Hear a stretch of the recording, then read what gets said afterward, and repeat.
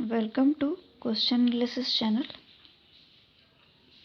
आज के सेशन में टॉप 50 जीके जीएस से क्वेश्चन हैं जो प्रीवियस ईयर पूछे गए हैं कभी किसी भी एग्ज़ाम में, वो कवर कर रहे हैं। ये वीडियो बाइलिंगुअल फॉर्मेट में है, मतलब हिंदी प्लस इंग्लिश दोनों। और अगर आपको इस सेशन का PDF फाइल चाहिए हो तो डिस्क्रिप्शन में जाके डाउनलोड कर सकते हैं, वहाँ मैं लिंक दे दूँगी।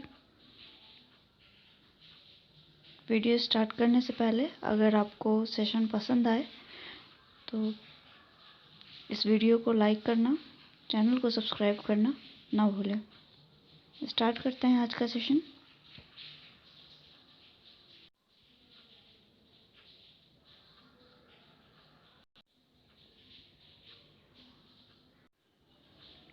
इस सेशन में लास्ट में हिस्ट्री का कुछ इम्पोर्टेंट डेट्स है जो कि इंग्लिश में है।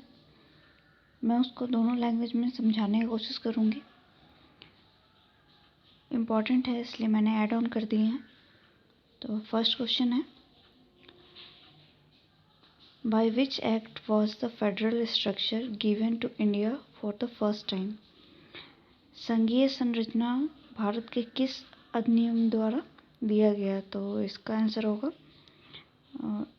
1935 में जो एक्ट आया था, अधिनियम आया था, उसके तहत।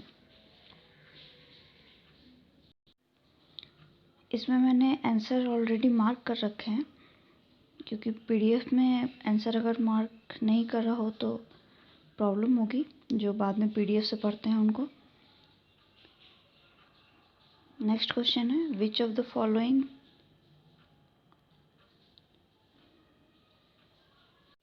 was special feature of Chola administration? तो इसका आंसर होगा ऑटोनॉमी ऑफ विलेज एडमिनिस्ट्रेशन। चोला प्रशासन का विशेषता है ग्राम प्रशासन की स्वायत्तता थी। नेक्स्ट क्वेश्चन है, विच of the following determines fiscal policy in India? राजकोषीय नीति निर्धारण जो होता है वो इनमें से कौन सा कमीशन या मंत्रालय करता है? तो इसका आंसर होगा फाइनेंस, मिनिस्ट्री ऑफ फाइनेंस।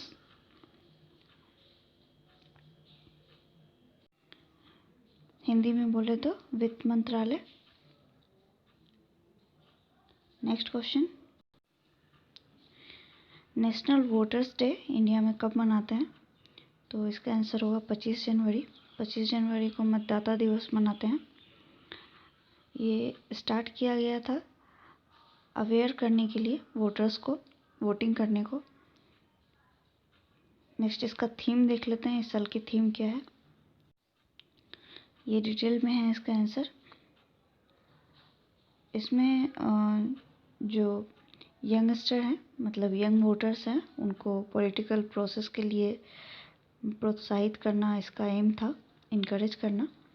और इस साल की थीम, विषय जिसको बोलेंगे, वो है electoral literacy for a stronger democracy. Hindi में बोले तो एक मजबूत लोकतंत्र के लिए चुनाव साक्षरता।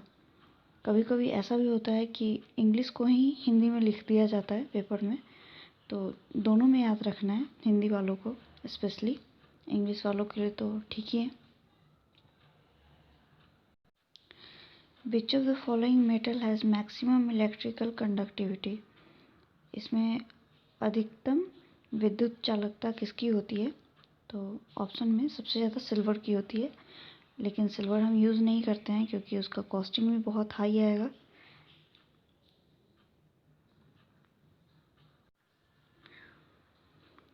नेक्स्ट क्वेश्चन है, who was the ruler when Timur invaded India in 1398? तो इसका आंसर होगा नसरुद्दीन महमूद तुगलक। ये तैमूर वही है जिसके नाम पे करीना के बेटे का नाम है, इसके कारण बहुत कंट्रोवर्सी भी हुई थी। तो ये NMT के टाइम पे आया था। NMT बोले तो नसरुद्दीन मोहम्मद तुगलक। नेक्स्ट क्वेश्चन है, which gas has maximum percentage in atmosphere? तो इसका आंसर नाइट्रोजन होगा। वायुमंडल में किस गैस का अधिकतम प्रतिशत है, तो नाइट्रोजन आंसर होगा। लेकिन अगर ये यूनिवर्स से पूछते तो इसका आंसर हाइड्रोजन होता और सेकंड नंबर पे हीलियम होता। यूनिवर्स यानी ब्रह्मांड।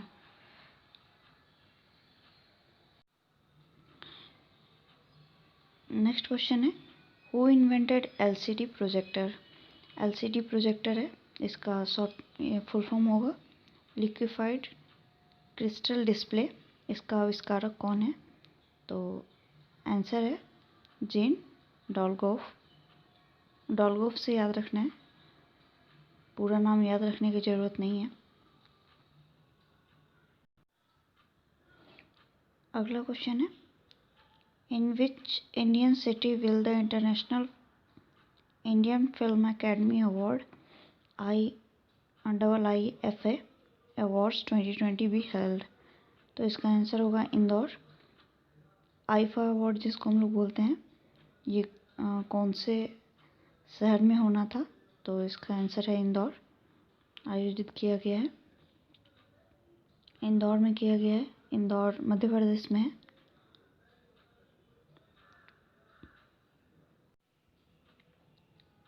Next question, which among the following countries was recently been hit by the tropical cyclone diamine.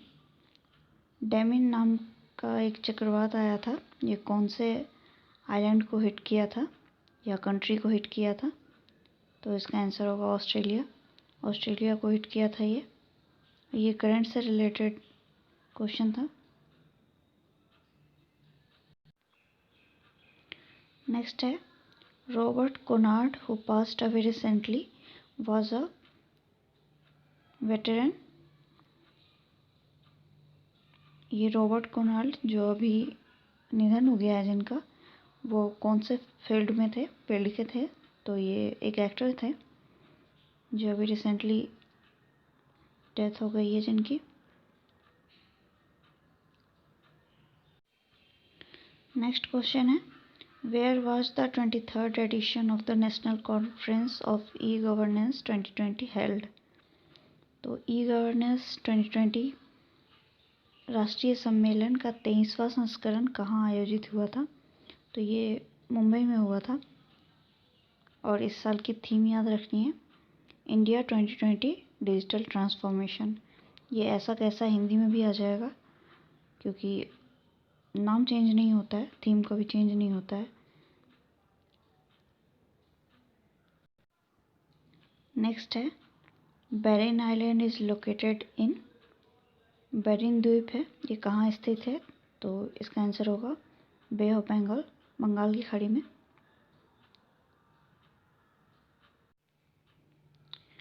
The largest tribal group of India. Bharat का सबसे बड़ा आदिवासी समूह कौन सा है, तो ये गोंड ट्राइबल ग्रुप है। ये इंडिया का सबसे बड़ा आदिवासी समूह है, सबसे ज़्यादा मिलते हैं ये। नेक्स्ट क्वेश्चन है, बुद्ध किस वंश से संबंधित थे। बुद्धा बिलोंग टू, ये साक्या डायनेस्टी से संबंधित थे, साक्या वंश के थे। Hidden unemployment occur in India. प्रच्छन्न बेरोजगारी पाई जाती है भारत में कौन से क्षेत्र में, तो इसका आंसर होगा कृषि में, in agriculture.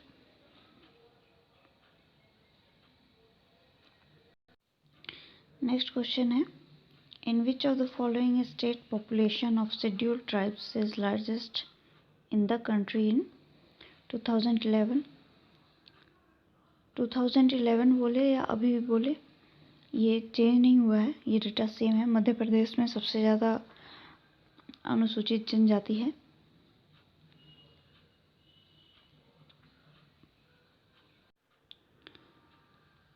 Brass is an alloy of which of the following, तो इसका आंसर हो जाएगा कॉपर प्लस जिंक। और इसी में अगर ब्रॉन्ज पूछता, ब्रॉन्ज किसका एलॉय है, तो वो हो जाता कॉपर प्लस टिन। ब्रास को हिंदी में पीतल बोलते हैं। The parliamentary system of government in India is taken from, जो हमारे यहाँ संसदीय प्रणाली है वो कहाँ से लिया गया है, इम्पोर्टेंट क्वेश्चन है ये। तो इसका आंसर होगा यूके, ब्रिटेन से कॉपी किया है ये। नेक्स्ट क्वेश्चन है, which group of state receive water from Bhakra Nangal project. ये इंडिया का बहुत बड़ा प्रोजेक्ट है, भाखड़ा नांगल प्रोजेक्ट। इससे फ़ायदा होता है हरियाणा, पंजाब, राजस्थान, हिमाचल प्रदेश। ऑप्शन सी हो जाएगा इसका।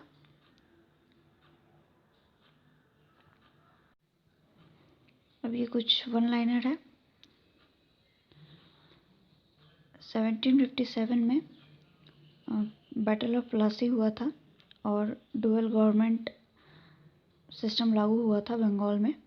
उसके बाद 1773 का रेगुलेटिंग एक्ट आया था, जिसके थ्रू जो कंपनी का ट्रेडिंग टाइम था उसको 1 साल से 4 साल तक बढ़ा दिया गया था।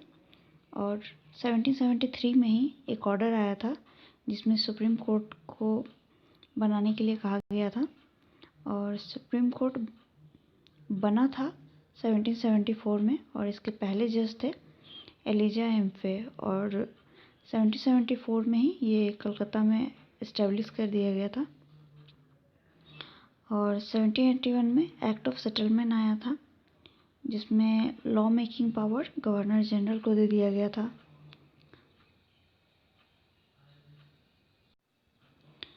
नेक्स्ट है 1784 पिट्स इंडिया एक्ट। पिट्स नाम है। इसमें कंपनी को 2 पार्ट में डिवाइड कर दिया गया था, कोर्ट ऑफ डायरेक्टर और बोर्ड ऑफ कंट्रोलर। इसमें जो कोर्ट ऑफ डायरेक्टर है उसमें 24 मेंबर थे और ये सिर्फ कंपनी का काम देखते थे। और जो बोर्ड ऑफ कंट्रोलर है BOD, वो 6 मेंबर का था और ये गवर्नेंस या गवर्नमेंट बनाने के लिए था, इंडिया का रूल देखने के लिए। उसके बाद 1793 में चार्टर एक्ट आया। इसमें जो कंपनी के मेंबर्स थे उनका पेमेंट इंडियन फंड से होने लगा। और इसमें ये भी बोल दिया गया था कि अब जो लॉ बनेगा या कोई एक्ट आएगा तो वो हर 20 साल पे आएगा। तो उसके बाद 1813 में एक्ट आया जिसमें कंपनी का मोनोपोली एंड कर दिया गया, सिर्फ टी या चाय, चीन और ओपियम को छोड़ के। ओपियम बोले तो अफीम। नेक्स्ट है 1833। इसमें company trades in only allowed to govern and named as Indian government. मतलब इसमें इसके बाद 1833 में कंपनी का ट्रेड ख़त्म कर दिया गया पूरी तरीके से और सिर्फ उनको गवर्नमेंट चलाने को बोला गया था 1833 में। उसके बाद 1853 इसमें सिविल सर्विस एग्ज़ाम है जिसका अभी भी हम लोग तैयारी करते हैं, उसको इंडियंस के लिए स्टार्ट कर दिया गया था। और 1857 में first revolution for Indian independence, ये बहुत बड़ा रेवोल्यूशन था। इसी में हम मंगल पांडे का नाम सुनते हैं। इस समय PM थे ब्रिटेन के पाल्मेस्टन, इनका नाम आ जाता है ये 1857 से रिलेट करके, ध्यान रखना है। उसके बाद 1858 में इंडिया का रूल क्राउन के अंदर आ गया, मतलब एलिजाबेथ के अंदर आ गया, ब्रिटेन से रूल होने लगा। और उस समय PM थे जॉन डरबी, ब्रिटेन के। उसके बाद 1861 में 3 हाई कोर्ट इस्टेब्लिश करने को बोला गया और 1862 में 3 हाई कोर्ट बना दिया गया, इस्टेब्लिश कर दिया गया। वो था कलकत्ता, बम्बे और मद्रास। और ध्यान रखना है यूपी का कभी कभी हाई कोर्ट पूछ लेता है, तो यूपी का हाई कोर्ट इनके साथ नहीं बना था, वो 1866 में बना था, इस्टेब्लिश हुआ था यूपी का हाई कोर्ट। नेक्स्ट है 1905 बंगाल का पार्टीशन हुआ था। 1906 में मुस्लिम लीग का गठन हो गया था और 1909 में पार्लियामेंटो रिफॉर्म आया था जिसमें मुस्लिम के लिए सेपरेट रूल बना दिए गए थे। और 1915 में, ये इम्पॉर्टेंट डेट है, गांधी केम टू इंडिया। इसी दिन के लिए हम NRI डे जनवरी में मनाते हैं। और 1919 में मॉन्टेग चेम्सफोर्ड रिफॉर्म आया था जिसमें 2 असेंबली प्लस गांधी केम्स इन रिवोल्यूशन। पहली बार गांधी आंदोलन में आए थे इसमें, और 2 असेंबलीज बनाया गया था। उस समय इस असेंबली को राज्य परिषद या विधानसभा बोलते थे। अभी इसको लोकसभा और राज्यसभा बोलते हैं।